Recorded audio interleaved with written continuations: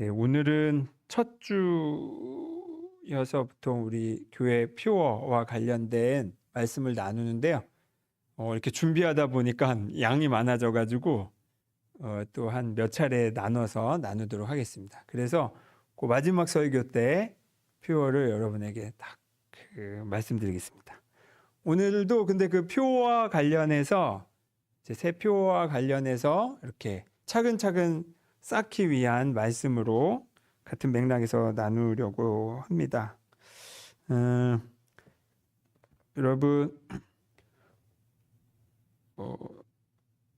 해가 바뀔 때마다 어떠세요? 여러분의 마음의 기대 혹은 이 새로운 해를 대하는 마음이 어떠세요? 좀 신선하신가요? 아니면 설레시나요?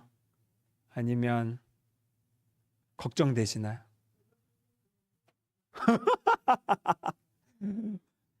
젊었을 때는 왜 설레셨을까?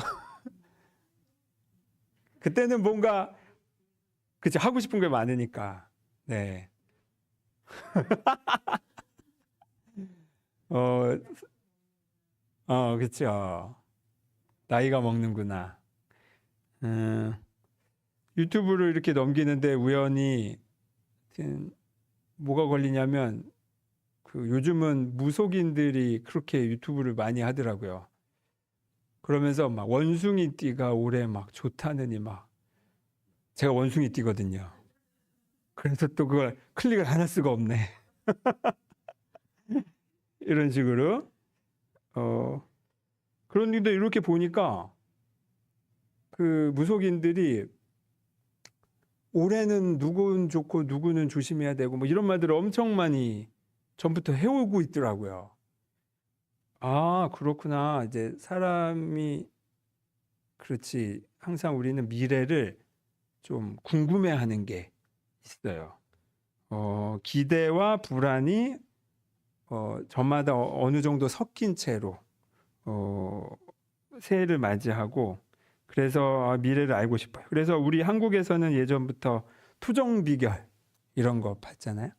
또 사주팔자 이런 걸로 이제 자기가 어떤 그 운과 명을 타고난 사람인지 이렇게 보기도 하고 서양에서는 뭐 별자리로 이런 걸 보기도 해요. 제 주변에 별자리 전문가가 있어가지고 하도 많이 들어서 이제 제가 외울 정도가 됐어요.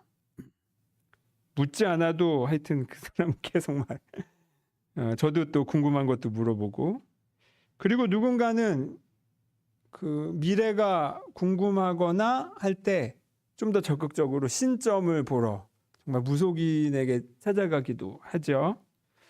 올해 내 자식이 결혼할 수 있는지 또 올해 사업을 시작하려고 하는데 이게 잘 될지 등등등.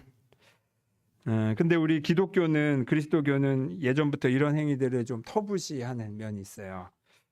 귀신한테 의지한다면서 좀 경계를 하죠. 그런데 그 무당 유튜버 제가 이렇게 몇 개를 보다 보니까 기독교인들이 그렇게 적잖이 온대요. 그런데 드러내놓고 오지 못하는 것뿐, 말을 못하는 거지. 그렇게 오죠. 가신 분 없으세요? 저도 제가 이 말씀을 드린 적이 있는지 모르겠는데, 그럼 아마 했겠죠. 이제 뭐. 저도 하도 궁금해서 제가 막 무당을 찾아갈 배짱은 없고, 왜냐면 저도 3대째 기독교 집안이라 뭐 그런 걸 접할 일이 없어요. 그리고 그런 건 무조건 죄고 뭐 나쁜 거고 막 이런 말만 듣는데 내가 만나보지 않은 상태에서 그걸 비판하기는 좀 그렇잖아. 그리고 또 제가 신학대학원 때 한 번은 이렇게 제가 무속인들에 대한 그런 부정적인 선입견 만나본 적이 없지만 내가 그냥 들어온 걸로 부정적인 선입견만 갖고 되게 미워하는 식으로 생각하던 나의 습관이 있었던 게 한번 이게 좀 반성하게 되는 계기가 있었어요. 그래서 하여튼 그 뒤로 좀 궁금함이 생기기도 했는데 이제 목사가 돼가지고 또 그렇잖아요. 뭐가 그런지 모르겠지만 그렇잖아요. 근데 하도 궁금해서 내가 무속인을 만날 배짱은 없고 사주팔자 정도는 한번 진짜 제대로 된 사람한테 한번 들어보고 싶다 해서 가본 적 있어요. 이제 새아가 한 살 때였나 이렇게 제가 다 끌고 가서 그리고 아주 즐거운 시간이었어. 왜냐하면 이분이 뭐라 그랬냐면 제 그 생년월일 제가 누군지를 모르고 제 생년월일을 받고 이렇게 보더니 이제 그리고 제가 잠깐 화장실을 갔다가 왔거든요. 그러니 이분이 이제 하시는 말씀이 저한테 제가 누군지 모르고 스님 사주라는 거예요. 근데 여기서 스님 사주라는 말은 이제 그냥 전적으로 종교적인 거나 영적인 거에 관심이 있는 거를 이제 그 당시 옛날 문화는 그건 이제 스님이니까 그런 식의 이제 관용어 표현인 거죠. 스님 사주고 이 세상에 현실성 있게 살기는 어려우시겠네. 그러면서 자기도 어쨌든 그쪽이니까 제가 탐났나 봐. 이 사주가 자기가 함께 공부할 사람인지를 혼자 점을 쳐봤대요. 제가 이렇게 화장실 갔다 오는 사이. 그러니까 약간의 좀 직관도 그런 무당의 기질도 있는 분이었나 봐. 그건 모르고 제가 간 건데. 그런데 자기가 혼자 이렇게 저를 두고 점을 쳤는데 아니라고 나왔대요. 그러면서 이분은 서양 쪽이라는 걸. 내가 아무 말도 안 했는데 제가 서양 쪽 스님이라는 거죠. 서양 쪽 수도승. 그리고 진짜 저 혼자 막 웃었죠. 그냥 속으로. 그리고 뭐 몇 가지 정말 진짜 너무 재밌는 얘기들을 막 나누고 났어요. 뭐 저는 근데 미래가 어떻게 되냐에 대한 질문보다는 그 성격 검사, 성격 유형 검사 있잖아요. MBTI 하거나 뭐 이렇듯이 나라는 사람의 기질에 대해서 좀 저는 그런 거 성격 검사하는 마음으로 이렇게 물어보고 대답을 했죠. 근데 여러분 어떠십니까? 어떻게 목사가 그런 데 가서 그런 얘기를 듣는가? 라고 생각이 드시나? 뭐 그럴 수도 있죠. 근데 여러분 미래가 궁금해서 알고 싶어 하는 것 자체가 그렇게 잘못된 걸까? 저는 그거 자체가 잘못된 거는 아니라고 생각해요.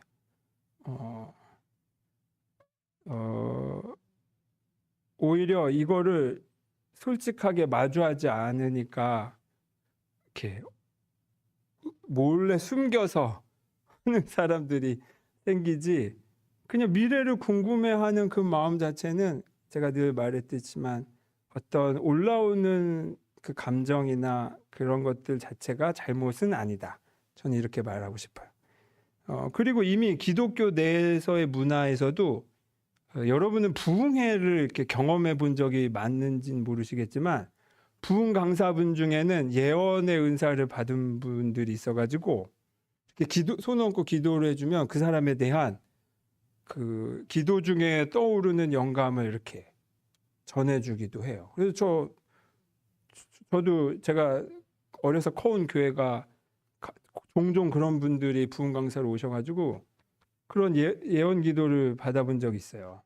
그래서 지난번 말씀드렸듯이 제가 이제 나는 이제 신학교를 가야겠다 마음 먹고 딱 기도를 받았는데 그 부흥 강사분이 딱 기도하다, 그때 저희 어머니 아버지 다 서 있었거든요.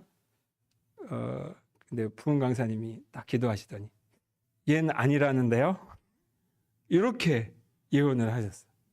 그래서 기껏 마음 다잡고 신학교 간다고 했는데 아니라고 하니까 무너졌죠. 그리고 이제 그럼 나 아닌가 보다라고 했는데 우리 교회 목사님, 교회 선생님, 신학생이었던 선생님, 그 이승호 목사님, 지난 그 성탄절에 오셨던 저때 고등학교 때 담임 선생님이셨거든요. 교회 선생님. 제가 이런 얘기를 들었을 때 이제 저 신학교 가지 말아야 되나 봐요. 그러니까 이상하게 그 다른 목사님들은 다 우리 교회 목사님들은 그냥 웃고 지나가시는 거예요. 아 그냥 아니야. 다, 뭐 네가 직접 물어 하나님께 여쭤봐. 뭐 이런 식으로. 아니 난 예언 기도를 받은 건데 왜 이렇게 가볍게 여기시지? 근데 1년 뒤에 그 부분 강사분이 또 오셨어. 근데 그때는 내가 하나님이 허락하지 않으셨지만 내가 그래도 고집으로 가겠다고 마음 잡고 다시 기도를 받았어요. 어떻게 됐을까? 네, 주님의 종입니다.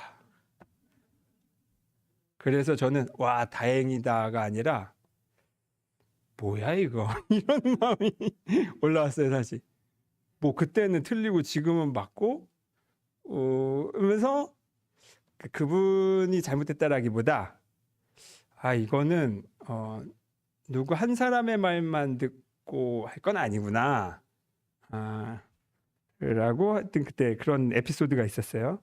그때 제 뒤에 주님의 종입니다라고 저는 그 말을 들었던 때 제 뒤에 똑같이 신학교 가려고 준비하던 교회 저기 동료는 그 부분 강사님이 손을 얹고 기도하는데 막 퍽퍽 소리가 나. 막 때리는데 나중에 듣고 보니 엄마 말 잘 들으라고. 야, 그 엄마는 그 옆에서 그 말 듣고 얼마나 속이 시원했을까. 그런 또 재밌는 일도 있었어요. 이거는 이제 제가 그냥 재미있는 에피소드로 말씀드리는 거지만 뭐냐면 기독교인들도 미래가 궁금한 거는 매 한 가지였다는 거예요. 그래서 다만 그걸 누구한테 가서 묻냐로 그거를 이제 나눴던 것 뿐이지. 근데 그러면 그 똑같이 미래가 불안해서 물어보고 싶은 그 마음이 똑같은데 그냥 누구에게 물어보냐의 차이도 분명히 있겠죠. 그런데 저는 그거보다도 더 중요한 거. 목사님에게 묻냐 아니면 뭐 무당에게 가서 묻냐 이거보다 더 중요한 거를 말씀드리고 싶어요. 미래가 궁금할 때 그 궁금한 마음이 동기가 뭐냐는 거예요. 동기. 많은 경우는 뭐겠어요. 꼭 그것만 있는 건 아니지만 호기심일 수도 있죠. 그런데 적잖은 경우 특히 무속인들을 아주 자주 찾아가는 사람들의 특징은 뭐냐면 그 마음에 불안이 클 때 그래요. 불안이 클 때. 사실 불안이 크지, 그러니까 자기 자존감이 높은 사람은 무속인을 만나든 목사님을 만나든 아니면 자기 미래가 궁금해도 어디 들을 데가 없든 상관없이 그 삶에 큰 변화가 없어요. 일관된 어떤 패턴으로 가. 그런데 불안도가 높은 사람은 뭔가 지푸라기라도 잡고 싶어하는 자꾸 행동을 하게 돼. 근데 그냥 내가 운이 좋아 교회 다니면 그게 그냥 부흥 강사한테 묻는 거고, 내가 기독교인이 아니면 무속인을 찾아가거나 뭐 다양하게 하는 거죠.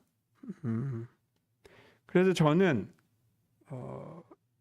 궁금한 걸 묻는 거 자체, 궁금한 거에 그 뭔가 옳다 그르다라는 거 우리가 자꾸 방점을 두는데 그게 아니라 그 동기, 내가 왜 이렇게 미래가 궁금하고 혹시 잘못될까 봐 불안할까라는 이 불안이라는 동기, 이것을 오히려 우리가 거기에 초점을 맞춰서 봐야 된다고 말씀드리고 싶어요.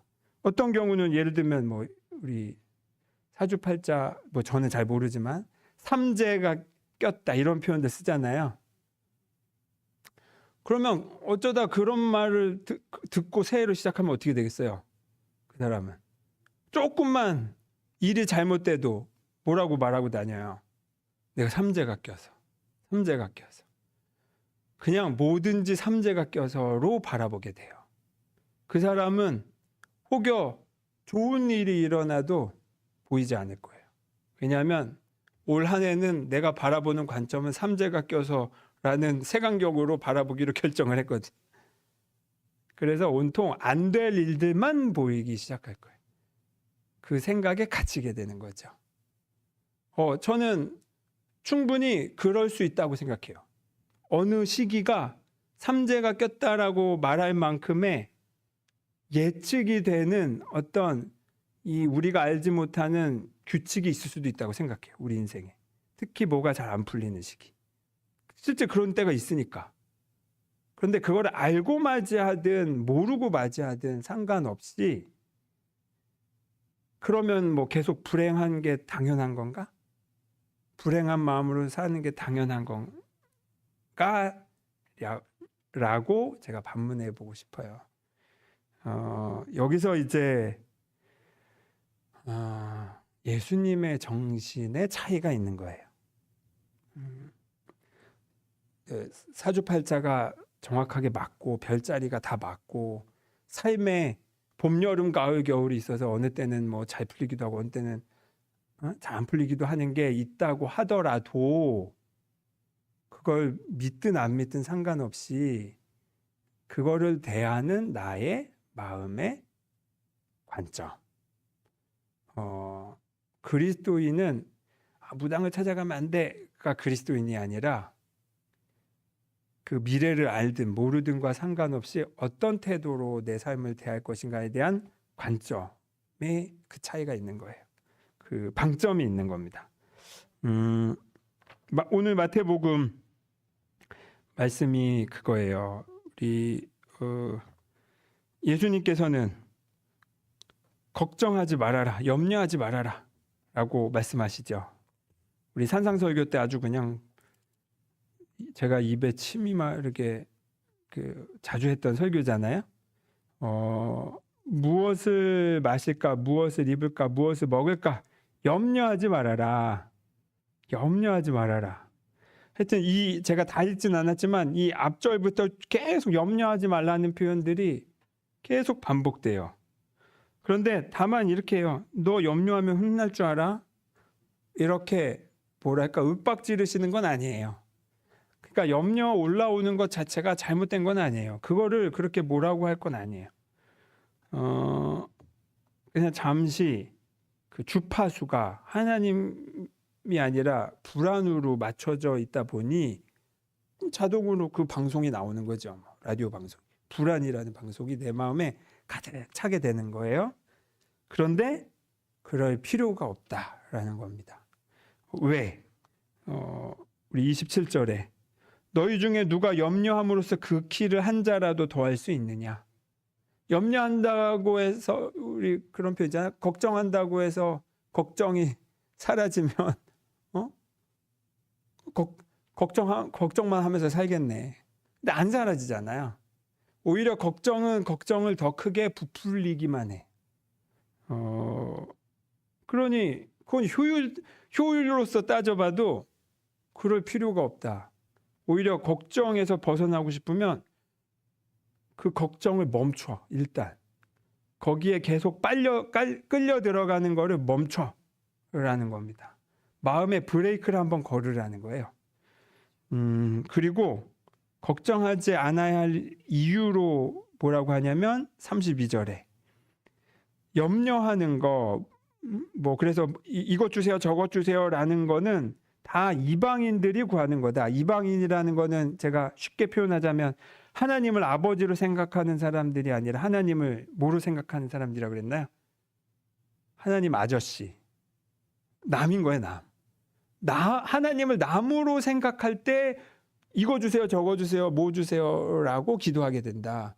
근데 하나님을 아버지로 생각하고 나를 당신의 자녀로 생각하는 것 때는 연결감이 팍 생기기 때문에 그때는 사소한 구하는 것들은 멈춰지게 되는데 왜냐하면 너희 하늘 아버지께서 이 모든 것이 너희에게 있어야 할 줄, 필요한 줄 아시기 때문이다. 이게 예수님의 전제예요. 근데 우리가 자꾸 이거 주세요 저거 주세요라고 기도하는 이유는 진짜 하나님이 알고 계신 게 맞나? 라고 믿어지지 않으니까 2번 말하고 3번 말하고 4번 말하는 거예요. 저도 근데 이렇게 구하는 기도를 하고 그걸 반복해서 할 때가 있어요. 근데 그걸 하는 이유는 하나님이 모르셔서라기보다는 오히려 제가 제 마음에 기억하고 새기려고 할 때 저는 오히려 그렇게 해요. 이미 하나님은 다 아신다는 게 이제는 믿어지더라고요. 다만 내가 이 일과 관련해서 내가 오히려 좀 준비되지 않은 게 뭐가 있지라는 걸, 혹은 내가 내 그 집중력이 흐려질 때 오히려 반복해서 표현하지, 하나님이 안 들어줄까 봐 걱정해서 그런 식으로 구하지는 점점 않게 되더라고요. 여기서 예수님이 결국 33절에 그 유명한 구절, 너희는 먼저 그의 나라와 그의 의를 구하라, 그리하면 이 모든 것을 너희에게 더하신다. 그러니 34절에 내일 일을 위하여 염려하지 말라. 내일 일은 내일이 염려할 것이요 한날의 괴로움은 그날로 족하니라. 여기서 하나님의 나라와 하나님의 일을 제가 구하다라는 단어를 넘어서 기억하실까? 3년 전에 한 건데 그렇습니다. 역시 앞자리에 앉으신 우등생 장로님, 추구하다라고 그 단어를 제가 강일상 선생님의 의견을 받아들여서, 강일상 목사님의 해설 받아들여서 구하는 것과 추구하다라는 그 단어를 구분해서 썼어요. 하나님의 나라와 의를 네가 먼저 추구해라. 추구한다 할 때는 그 추구하는 주체가 우리잖아요. 그 일을 이룰 주체가 우린 거예요.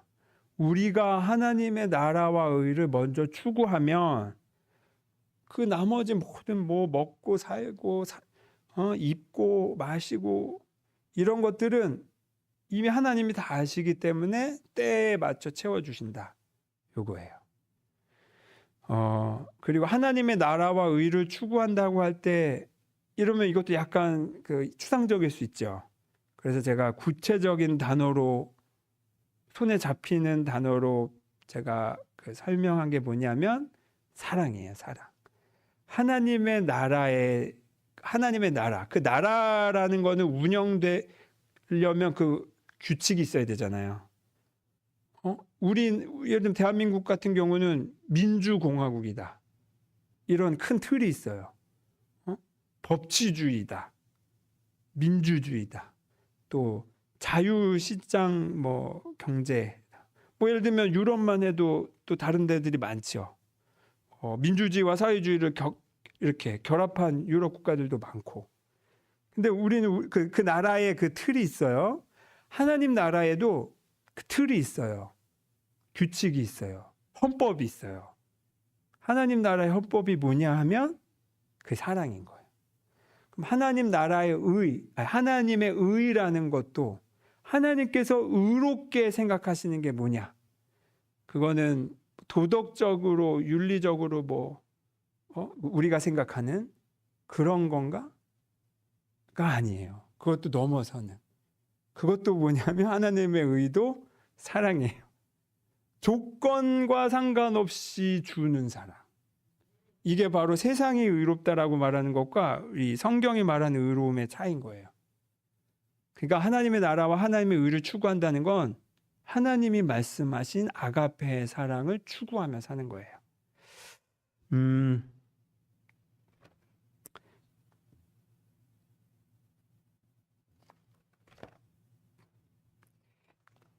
여러분, 우리 아까 미래와 관련해서 우리는 그 미래가 궁금한 이유는 불안 때문이라고 그랬죠. 두려움 때문에. 불안, 두려움. 이게 이제 그냥 같은 말이에요. 아까 그런데 제가 잠깐 언급하긴 했지만, 그런데 불안에 동요되지 않은 사람은 그 안에 불안 대신 뭐가 차 있는가 하면 바로 이 하나님 나라와 의의 가장 핵심인 사랑을 받고 있구나를 느끼고 있고, 그래서 그 사랑을 자기의 방식으로 내 일상에서 계속 주는 사람. 그 사람은 자연스럽게 자존감이 높아. 자존감이 높다라는 건 사랑을 제대로 된 사랑을 받았을 때 자존감이 높거든. 그리고 그런 아이들이 주기도 해. 받은 그대로. 그러니까 내 하나님의 사랑을 받고 준다는 것은 결국에는 그 내적인 자존감이 높아서 안정돼 있어요. 아예 불안하지 않다는 건 아니에요. 불안이 올 수 있어. 겁이 날 수도 있어. 그런데 그거에 그렇게 너무 오래 머물러 있지 않아요. 저는 비교적 사랑 많이 받은 가정에서 컸음에도 불구하고 이상하게 저의 기질 때문인지 저는 불안도가 매우 높은 사람이었어요. 객관적으로 저희 가정은 진짜 평안했거든요. 뭐 좀 힘든 시기는 있었지만 그래도 제 주된 어린 성장 과정에서는 많은 사랑을 받았음에도 또 그러니까 저마다 그 차이가 있는 거예요. 그래서 뭐 그거를 내 인생은 내가 사랑받지 못하고 커가지고 난 어쩔 수 없어 이렇게 생각하실 필요 없어요. 사랑을 많이 받아도 그 사람의 기질상 불안도가 높을 수도 있어요. 근데 그러거나 말거나 상관없이 하나님의 사랑이 그 모든 걸 다 덮어버려, 채워버려. 그리고 그럴 때 작은 불안에, 그러니까 불안에 내가 크게 동요되진 않아. 지킬 거는 지키게 돼 있어요. 그리고 여러분 이런 예가 있어요. 만약에 내가 미래를 알아. 그래서 근데 그 미래가 불행해. 예를 들어 내 아이를 내가 곧 낳을 거라는 무슨 미래를 알게 됐어. 근데 그 아이가 뭐 어린 나이에 일찍 죽는다는 것까지도 알게 됐어. 그러면 여러분 어떻게 하시겠어요? 낳으시겠어요? 혹은 그 아이를 낳자마자 내가 죽어. 제 친구 중에 제 친한 친구 중에 그런 제 어머니가 출산 때 그 상황이 안 좋아서 이건 산모가 죽을 수 있다라는 걸 듣고도 그 어머니가 나 이제 죽는다라는 마음으로 화장을 하고 분만실에 들어가셨대. 자기 마지막이니까. 여러분이라면 어떻게 하시겠어요? 견디기 힘든 그 미래가 내 사랑하는 사람에게 일어날 거라는 게 정해져 있다면 나는 그 미래를 선택할 수 있을 것인가? 보통은 웬만하면 피하겠죠. 그런데 이런 영화가 있어요. 그 어라이벌이라는 영화인데 한국에서는 컨택트라는 제목으로 나온 SF 영화예요. 외계인이 어느 날 갑자기 지구에 와가지고 그 외계인과 대화를 하려고 언어학자를 고용해서 외계인이 사용하는 언어를 막 연구하다가 뭐 이런 영화 있어요. 굉장히 아름다운 영화 있어요. SF인데 진짜 너무 아름다워. 이것도 한번 꼭 보세요. 근데 이 주인공이 여성 언어학자고 미혼인 상태인데 그 외계인과 계속 대화를 하고 그 언어를 이해하려고 하다 보니까 그거를 외계인의 언어를 알아갈수록 이 언어학자가 미래를 자꾸 보게 되는 거예요. 그런데 그 미래에 뭘 보게 되냐면 자기가 사랑하는 사람을 만나서 결혼을 해서 아이를 낳는데 그 아이가 금방 죽는. 그런데 그거를 알고도 이 여성은 쭉 그거를 알고 따라가요. 그리고 그 아이의 장례까지도 치러요. 이건 큰 스포인데.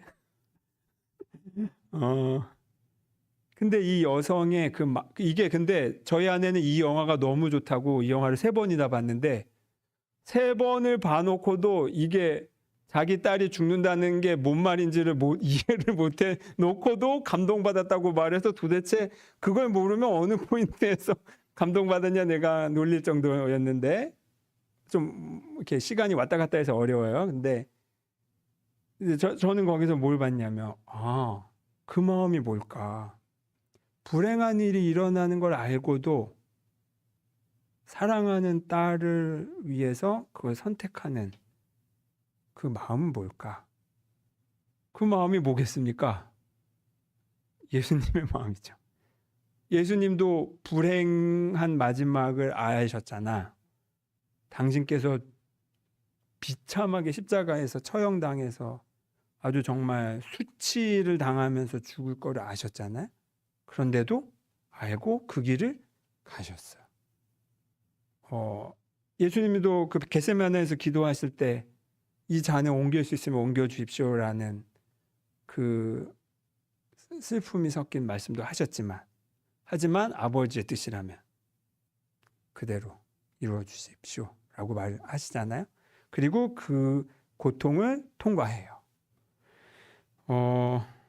그 통과할 수 있는 힘은 무엇이었을까? 그 불안해, 미래에 대한 불안에도 불구하고 그것이 오늘 요한일서 4장 18절의 말씀입니다. 제가 세 번역으로 읽어드릴게요. 사랑 안에 두려움이 없고 온전한 사랑이 두려움을 내쫓나니 두려움에는 형벌이 있습니다. 두려워하는 자는 사랑 안에서 온전히 이루지 못하였느니라. 쉽게 말해서 무슨 말이냐? 두려움을 사랑으로 뚫고 가버린 거예요. 뚫고 가버린 걸 넘어서 사랑이라는 넓은 품 안에 이 불안을 확 덮어버려서 저는 이걸 녹였다고 표현해보고 싶어요. 사랑으로 덮어서 그 불안마저도 녹여버렸어요. 그게 바로 그 어라이벌 영화의 여주인공이 그 불행한 미래지만 자기 사랑하는 딸이 이 세상에 오게끔 하기 위해서 했던 선택. 예수님이 당신의 비참한 죽음을 알매도 사랑으로 뚫고 덮어버리시고 녹이신 일이죠. 그래서 이거예요. 미래에 대한 불안, 앞일에 대한 두려움. 그게 예상되든 예상 안 되든 상관없이 예상하고 맞이하든 예측 못하고 맞이하든 그러니까 중요한 게 아닌 거예요. 왜? 내 안에 뭐가 있으니까? 사랑이 있으니까. 이 사랑의 자리가 굳건하면 여러분 사주팔자를 보든 뭐 점을 보든 예언하는 부흥 강사를 만나든 뭐 타로를 하든 뭘 하든 그것을 자기 불안을 충족하기 위한 방식으로 사용하는 게 아니라 오히려 그런 것조차도 다 하나님의 사랑 안에서 잘 분별하면서 오히려 내가 득이 될 것들만 딱 듣고 이런 식으로 될 수 있어요. 그러니까 주도권이 어디에 있는 겁니까? 여기 이 사랑의 굳건함이 있는 거예요. 그러니까 뭘 하니 마니가 중요한 게 아니라 이 사랑이 내가 분명히 있는가 아닌가가 더 중요하고 더 효율적이다. 어떤 상황에도 내가 중심을 지킬 수 있어요. 내가 예상치 못한 상황조차도. 결국 여러분 걱정한다, 염려한다라는 거는 내일의 불안까지도 끌어와서 오늘 불행에 빠져 있는 행동인 거예요. 정확하죠? 이 표현이. 내일에 불행할 것까지 끌어와서 오늘 불행하는 게 그게 염려고 걱정인 거예요. 하지만 예수님이 가르쳐 준 이 사랑에 대한 믿음은 오늘 그 사랑에 머무르라는 겁니다. 근데 이 두려울 때는 불안할 때는 이 사랑이 보이지가 않아. 그 사랑에 접속이 안 돼. 그래서 예수님이 야 멈춰. 일단 그 걱정 알겠는데 일단 멈춰봐. 그리고 너가 누구인지를 기억해. 너는 하나님의 사랑받는 자녀야. 그 사랑이 동일하게 지금도 너 안에 있어. 그리고 네가 그것을 보기로 결정한 이상 그 어떤 불안도 두려움도 염려도 너의 하나님의 사랑을 너로부터 끊어낼 수 없어. 방해할 수 없어. 여러분, 고통이 예정되어 있어도 여전히 사랑이 답입니다. 미래가 불안해도 답은 사랑뿐이에요. 그것만이 변함없이 나도 지키고 내 삶도 하나님 안에서 뿌리 내릴 수 있는 방법이에요. 결국엔 예수님의 그 십자가의 고통을 통과하신 사랑은 그 일 때문에 원래 십자가는 저주의 상징이거든요. 이게 재수 없는 거예요. 재수 없는 거. 형틀을 집 안에다가 이렇게 걸어 놓는다고 생각해 보세요. 교수형에 처할 때 그 목줄을 집 안에 하나씩 이렇게 건다고 생각해 보세요. 재수 없잖아요. 이게 지금 그건 거예요. 로마 시대에 제일 비참하게 죽이는 방법. 그런데 이 비참하고 재수 없는 상징이었던 십자가를 오히려 승리의 상징으로 바꾼 게 뭐냐 하면 바로 예수님의 사랑인 거예요. 놀랍지 않습니까? 가장 불행한 상징을 가장 승리의 상징으로 바꿔버린 거. 당신은 십자가에서 죽으셨음에도 불구하고 결국에는 승리한 겁니다. 걱정은 여러분 미래를 바꾸지 못합니다. 그런데 사랑은 오늘 나를 바꿀 수 있어요. 이 사랑을 여러분의 가슴에 잘 새겨두시기 바랍니다. 기도하겠습니다. 주님, 새해를 맞이하는 오늘 우리가 모르는 미래 때문에 막연한 두려움과 불안으로 대하는 면이 있지 않은지 되물어 봅니다. 그리고 나의 염려와 걱정조차 나무라지 않으시고 다만 사랑으로 돌아오라고 하나님의 나라와 의를 추구하라고 가르치시는 예수님의 가르침을 우리 가슴에 새겨둡니다. 오직 사랑을 기억하겠습니다. 받은 사랑을 기억하고 그 사랑을 나누어 주겠습니다. 우리가 이 사랑을 나누어 줌으로써 다시 한번 내가 사랑받고 있음도 기억하겠습니다. 그래서 제 가슴에는 오직 사랑만을 남겨두겠습니다. 예수 그리스도의 이름으로 기도드립니다. 아멘. 봉헌 찬송 부르며 준비한 예물